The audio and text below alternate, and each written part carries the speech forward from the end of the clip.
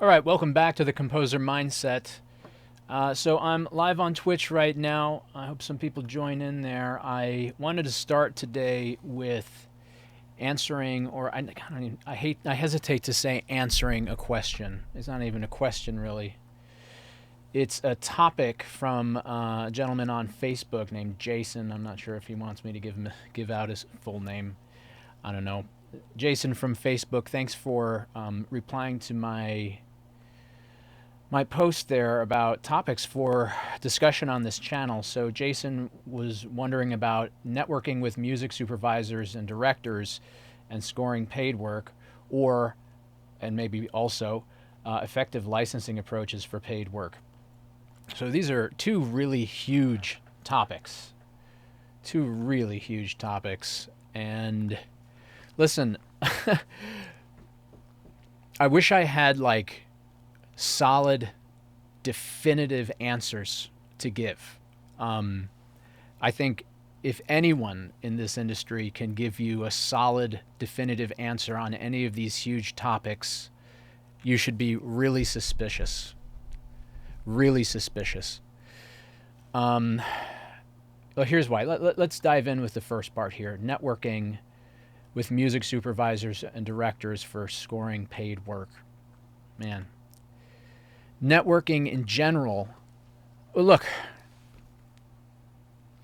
I think the best thing I can say is there are no hacks. There are no hacks. It's simply just a grind. And I'm sure, Jason, you've been doing the grind already. And I've been doing this grind for more than 18 years. My friends have been doing the same thing. You know, some of the tools have changed with social media, but ultimately, if you're trying to, let's say, solicit music supervisors, you're in the same boat as so many other people, and this is why I'm hoping. Well, I'm hoping you don't think my answer sucks or my response sucks. Nobody cares about you. Nobody who doesn't know you is going to care about you. You simply have to have something that is going to make you stick out. And frankly, having awesome music that you make can only get you so far nowadays. I've done so much outreach to music supervisors and directors, and it's just there's just this flood, this glut of composers and songwriters on the market. And even if your stuff is awesome, and I'm sure it is, these people are sitting at their desks every single day, inundated, completely inundated with people saying, pick me, pick me. And I used to spend so much time doing outreach to music supervisors and directors and everything you're probably doing. I can't think of one case where I got a correspondence started and it led to paid work, or at least consistent paid work. Without exception, for me at least, and I'm sure it's going to be different with other people, all I can do is tell you about my experience.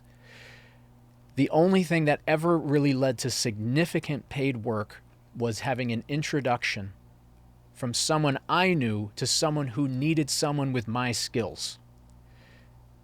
That's really the only thing that paid off for me, except for maybe one case where I remember this specifically. I was sort of in outreach mode, doing probably what you're doing right now, and contacting people, sharing my music. This one company, I remember specifically their name, and I sent my cold call. I gave them a cold call and a cold email. And of course, it went unanswered. It just went into the void, just like anything else. And just by chance, I saw that same company was looking for an intern for their studio. And by chance, like I said, I recognized the name. I said, oh, I just contacted these guys. It looks like they're looking for something specific. I reached out to the company through their website and got in touch with one of the owners. And I said, hey, I just reached out to you. I see that you're looking for an intern. The guy turned out to be a really nice guy. I sold him on letting me come and be an intern at his company. And the fact that I made that relationship face to face, in person, and I offered something that he was looking for made all of the difference. And that relationship has continued to pay off now since I think 2000, I want to say 2011 it's been. And, I became very good friends with that guy, and I'm you know, that has led to a lot of really good paid gigs for me. Other gigs that have paid, other gigs that have turned out well, other work that's come has always been through an introduction. And I think that's it. You simply need to make friends with people. It's just this case that the market is so saturated, absolutely saturated, overflowing with talent. There are so many fantastic composers, so many fantastic songwriters. Every facet of the industry is saturated with talent. It doesn't matter. It just doesn't matter if you're good anymore. You have to know somebody. Here's a recent example. It doesn't have to do with music supervisors. It just has to do with networking. And again, this person, it was I don't want to say like a very well-known composer, but a well-established composer, was looking for an orchestrator. I saw the position open on a job site and I applied. And I thought to myself, well, this is just going to be like everything else. You send your application, it just goes into the void. There are probably 1,000 or more other applicants going for this. Maybe they'll even look at my resume and take a listen to my music. And just by chance, I'm sure I was one of the first ones this time to get through. The lady called me within, I think, 20 minutes of me sending the application. And we spoke for an hour. And it seemed like she was qualifying herself to me for the job. And that really is almost never the case. Usually you're there trying to qualify yourself and trying to make yourself stand out from the other candidates. But it was a strange reversal of roles. In any case, we spoke for an hour. She seemed like she loved everything about what I had sent, even the email that I wrote. I don't know. I thought I was going to have the job, and I never heard from her. And I had to follow up a week later. She never got back to me. I followed up again a few days after that, and she gave the job to someone who was recommended to her. So even in that case where she was looking for someone specific, I guess I fit the criteria that she was looking for, and she was absolutely in love with everything that I had shown her. But the job still went to someone who was recommended. And who knows, maybe the other person just blew my stuff out of the water with the quality of the work. I have no idea. In any case, the bottom line is that music supervisors, directors, they just don't care about you. They don't know you. You're just faceless and voiceless in a wash, a sea of other songwriters and composers and people just saying, pick me. You can network and do outreach, and ultimately the best thing you can do is try to make friends with people and get in their face and get to know them. Get to know them. That's simply the best thing I can say. I don't even know if it's a waste of time anymore to do any type of cold calling or cold emailing. I think most people just don't even care. And again, maybe I'm totally wrong. This is just what I've seen. And who knows, maybe there's just been something about my approach. I wish I had something more uplifting to say about that. The good news is there are so many other ways to reach people now through all the different types of social media. This is something that I've kind of avoided for a while. But I'm enjoying this, being on Twitch and talking to people on Twitch and on Facebook and on Twitter. And, maybe something will happen from this. But every job that I've gotten really has come from an introduction. Somebody knows someone who knows somebody, and they know me. So if you can get into those circles somehow, you got to learn to be a smooth talker, which, really helps in almost every circumstance. if you can schmooze, and these are skills that you can develop, that's probably going to pay off more than anything. And that's going to be true whether you're talking to music supervisors, directors, or anything. But the bottom line is everybody's looking for a reason to dismiss you. Absolutely, for any reason. They could love the quality of your work, but they just don't like the cut of your jib. For any reason. Who knows? Who knows? You just have to don't try to find any kind of hack. There's no hack. You just try to be the best at what you do and market yourself and just grind and keep making friends, and you'll get gigs that way. I mean, the people that I know that are doing a lot of work have made one good connection, two good connections. If they're a composer, they usually have someone on in sales working for them. Or if they own a library or they're working with a library, there are salespeople that are just doing the networking and nothing else. If you're just a one-man band situation, I mean, that's kind of what I am here. It's very challenging to find just the time to commit to networking and doing outreach and going to events. And I've heard a lot of my friends and colleagues say that they don't even bother with networking events anymore. Just make friends with people and keep making your stuff as good as it can be. Here's an interesting note. Like I've tried to get an agent for a long time. Just to get sort of a temperature of what the climate is like out there. This was probably 10, 12 years ago. I remember I was thinking, okay, well, I got to get an agent because I'm not networking well. And I want them to do it for me. I started calling agencies, and there were agencies, when I got in touch with the receptionist, they said, I said, hi, I'm so-and-so. I'm so-and-so. My name is Daniel. I didn't say my name is so-and-so. My name is Daniel, and I'm a composer, and I'm looking for an agent. And I remember one receptionist was so friendly. Oh, okay, hold on just 1 second. And she pressed a button on the phone or whatever the phone system, and it sent me to a pre-recorded dismissal. So my assumption is that the agencies were getting so many calls from composers or wannabes or whatever that they just made part of they dedicated part of their phone system to simply dismissing people. And even recently, I was looking for agencies again, and I did some outreach, and I had agents get back to me, which was a good turn of events. And they said they loved my music, absolutely loved my music, but they were looking more for credits. And I guess that's what they can sell, right? Honestly, I don't think very many people have a good sense of music appreciation. I don't know. Maybe these are the things I tell myself to make myself feel better. So if I didn't have the kind of credits they were looking for, I think that the agency couldn't sell me to their clients, right? Regardless of the quality of my work.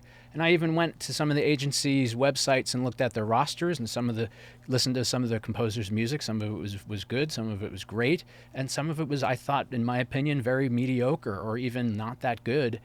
But I can see that these composers had credits to their name that were sellable. That's what made them stick out. Again, sort of in the spirit of they don't care. They don't care. They just need to sell something, right? If you have nothing to offer, I mean, good music nowadays is cheap and readily available. So if you don't have the relationship already, of course, get your music as good as it can, make your production skills as good as it can be. But the relationships that you already have are going to pay off more. And trying to get one good relationship is going to be probably the name of the game. And I don't think I'm not sure if those even happen too much through like networking events, and it definitely doesn't happen through cold calling or cold emailing.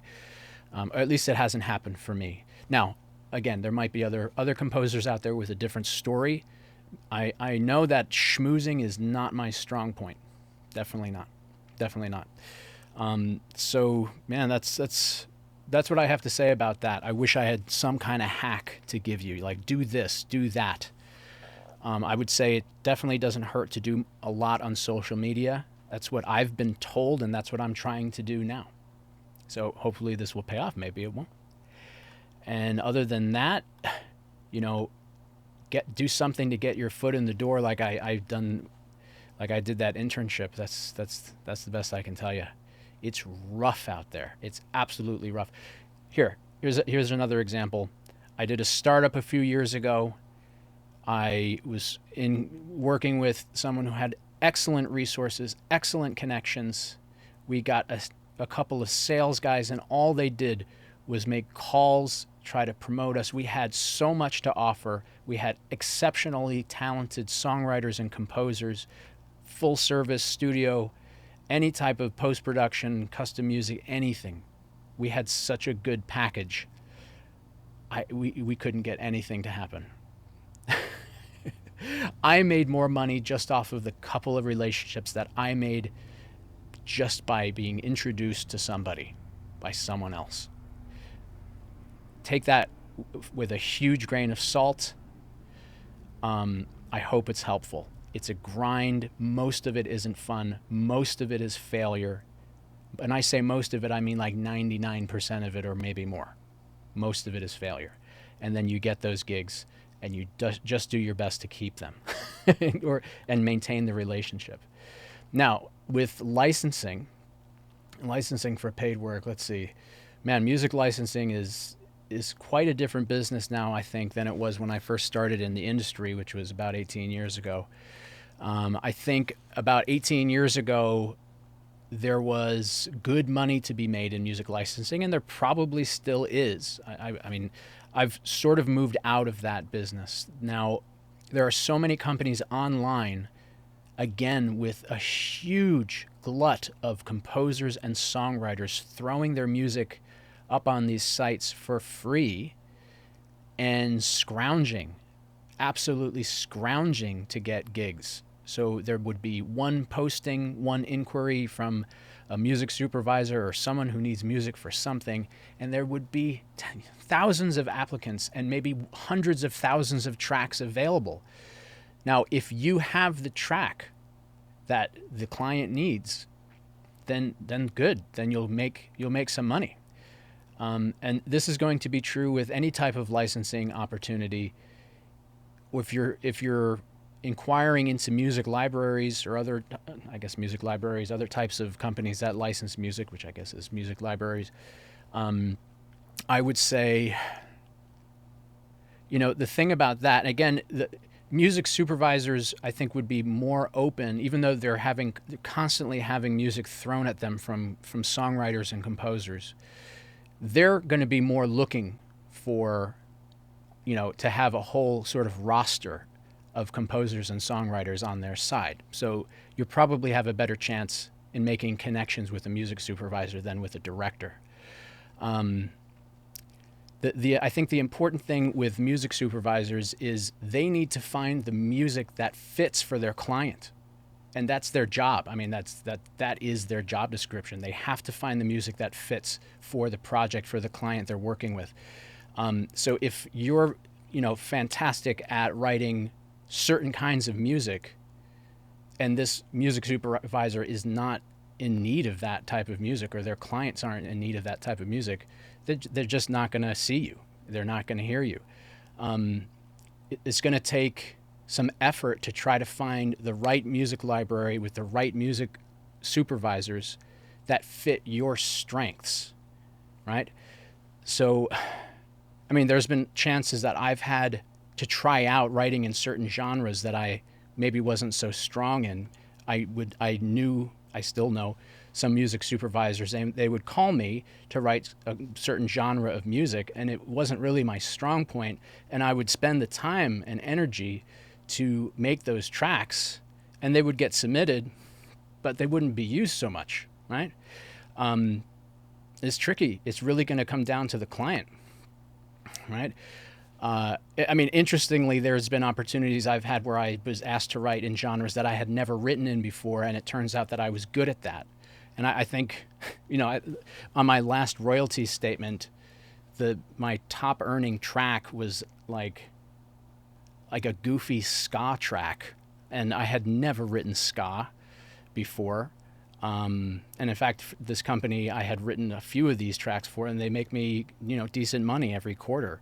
And it was just a surprise. And in other genres, it was like, yeah, just a fail and a complete waste of my time. And then if you're not friends with that music supervisor, they're probably never going to talk to you again. So I would say with the licensing, ultimately it has to be a match between the client and the composer, and hopefully the music supervisor can facilitate that match.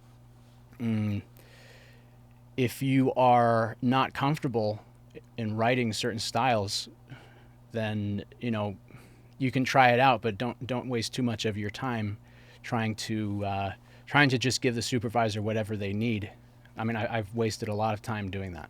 It's a live and learn situation.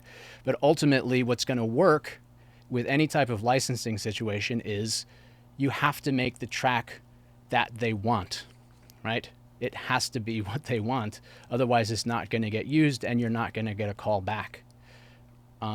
So the important thing is going to be following the direction that was given to you if you're writing new original tracks, or delivering old tracks that you already have to the music supervisor that are going to be usable, right? It has to be usable. If not, it's not going to make you any money. It's going to be a waste of time, and it's very likely that the supervisor is not going to contact you again. It's harsh, totally harsh. I think that might be all I have to say about that. Let's see if I missed anything. Effective licensing approaches for paid work. Yeah, that's it. You simply have to give them what they want. I mean, that's what it's going to be in any business that you do. Whatever it is, if you're not giving the customer what they want, then they're not going to buy it. They're not going to drop their money. Why would they? Right? And even if oh my God, there's been times when I thought I wrote an awesome track and I thought I nailed it, but it wasn't what they needed. Forget it. Doesn't matter. It has to fit. So, listen closely and get good at interpreting direction. Get good at interpreting direction from supervisors and directors. Just for me, I personally like doing scoring better and writing to picture, and I like working with a good director, collaborating with the person next to me. I find that to be very effective because you can get right in there and tweak and get it to be where it needs to be. And that the director is either liking it or not liking it in the moment, and you can kind of keep nudging things along until you get to be just where it needs to be.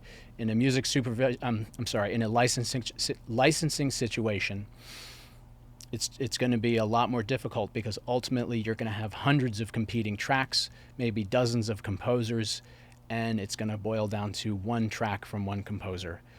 There used to be budgets for this kind of stuff, and it seems like as the years have gone by, those budgets have slowly dwindled away. So I don't know, again, take everything I'm saying with a huge grain of salt. Do what works, give the customer what they want, be as good as you can possibly be in what you're doing, and grind and grind and grind and grind. Other than that, it's hard. I don't think you're going to talk to too many composers out there who are going to say, "Oh, this is a snap," or I've got all the answers for you." No hacks. You just got to do the work. Listen to feedback from the people that you're working with, and make friends. Make friends with people who are going to be able to use your music for something. All right, so I think that's what I'm going to say about that for now. I hope that's helpful. I know it's not like uplifting. It's more like you just have to keep your nose to the grindstone kind of thing. So let me just pause for a minute and stop recording this so I can post this as a separate video.